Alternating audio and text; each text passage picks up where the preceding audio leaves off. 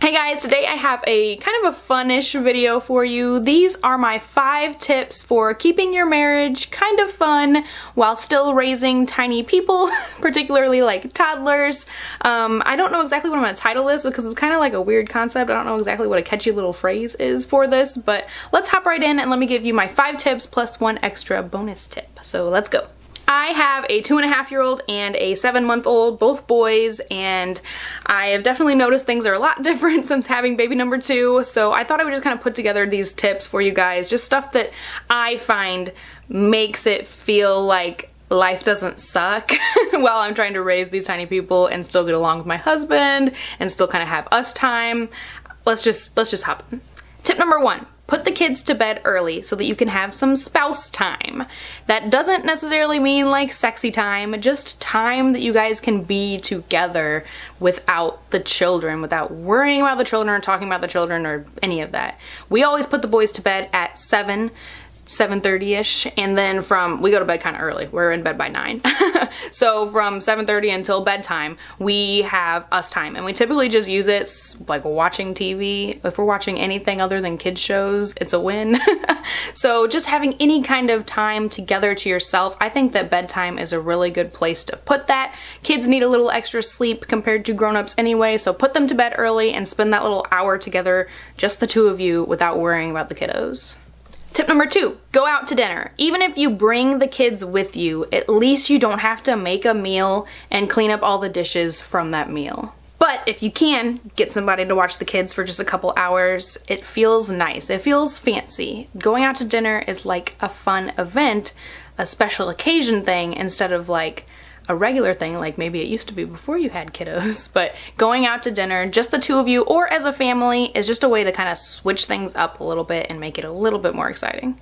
Tip number 3, get together with other couples who have kids kind of the same age range as your kids. You get to have adult conversations with the other grown-ups, and the kids get to kind of entertain themselves, so it's a win-win on both sides. Number 4, play a board game as a family. My oldest is 2.5. He doesn't really understand board games, but he has fun kind of interacting, and me and my husband can actually play a game together, you know, do something a little bit fun. The kids don't have to necessarily understand what they're doing or be playing for points or whatever. Just kind of get them involved. You're really like playing with your spouse, and the kids are just kind of, they think that they're playing, you know, just to make them kind of involved a little bit. Like we've played Yahtzee, Connect 4, we have that Perfection game where you put the shapes in the holes. Calvin really loves that. Just simple little games that the kids can kind of feel like they're playing with you, but really you're like playing with your spouse. Number 5, text each other. Randomly saying I love you to my husband kind of makes me feel like we're back in the dating stage again, where things aren't as hectic. Just kind of interacting like you're still dating, like you're not like... It's hard because you're trying to find this balance between like being a romantic couple and just being in survival mode trying to keep the children alive, you know? So texting each other throughout the day. I love, like on days that I'm home with the boys, I love Snapchatting my husband with the boys and myself, you know, just kind of interacting when you guys aren't necessarily face to face, still talking to each other in some other manner. Because it's really hard sometimes to find that balance between, you know, being in a romantic relationship with your spouse and just trying to survive the day and keep your head above water with the tiny children in tow. Or even when I'm not at home, when I'm at work, I will text my husband or send Snapchats to my husband about how boring my day is or whatever, just keeping that interaction like you guys are dating. And number 6, the bonus little guy, which really doesn't necessarily have to do with like relationship stuff, it's just go outside.